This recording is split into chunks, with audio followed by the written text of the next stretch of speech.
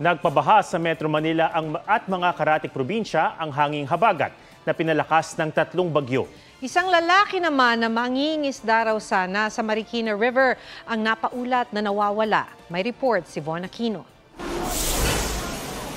Kaarawan ngayon ni Louie pero imbes na happy birthday, itong bumati sa kanya pagkagising. Ang kotseng birthday gift ng kanyang misis na lubog sa tubig. Nakaparada ito sa tabi ng Marikina River nang tumaas ang level ng ilog. Yun, kaninang 5:30, magsusundo na sa asawa ko, nakalubog na po siya. Tinalian ng Marikina Rescue ang mga kotse para hindi anurin. Dahil sa maghapong pabugso-bugsong ulan, nakataas pa rin ang first alarm sa Marikina River. Nakikisubaybay po sa pagtaas ng ilog. Para pag tumaas, alam na namin yung gagawin namin. Makakalikas na daw.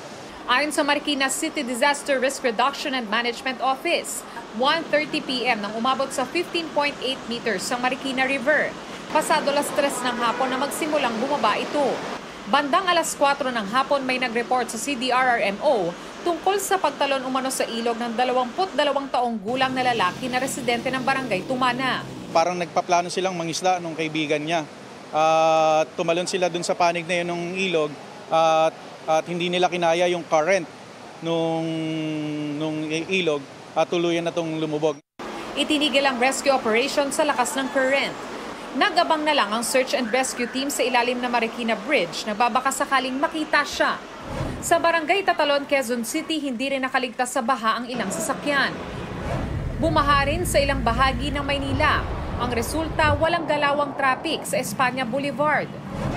Lumikas naman ang 17 pamilyang taga-Isla Puting Bato, Purok 2, Barangay 20 na nasa tabing dagat. Paghampas ng alon, ang mga sahig umaangat. Yung iba nangatanggal. Ramdam din ang sama ng panahon sa Rizal. Sa Taytay, pinasok ng bahang ilang bahay. Update mo na sa ngayon. Sa Sitio Wawa sa Rodriguez, kita ang puwersa ng tubig na bumabagsak sa ilog mula sa kabundukan. Sa Binangonan, naghihigpit ang Philippine Coast Guard at binangonan LGU sa sakayan ng bangka patungong Talim Island. Iniiwasang maulit ang pagtaob ng isang bangka gaya noong Hulyo kung kailan halos 30 ang namatay. Ang karaniwang baha sa Hagonoy, Bulacan lalo pang tumaas. Binahari ng iba pang coastal areas gaya ng Obando, Paumbong at Kalumpit dahil sa high tide na sumabay sa ulan. Nag-abiso naman ang Pag-asa na magpapalabas ng tubig ang Ipo Dam kaninang hapon. Yung area ng North Sagaray ang binibigyan natin ng warning kasi maaaring mag-cause yan ng kaunting flash flood. Von Aquino nagbabalita para sa GMA Integrated News.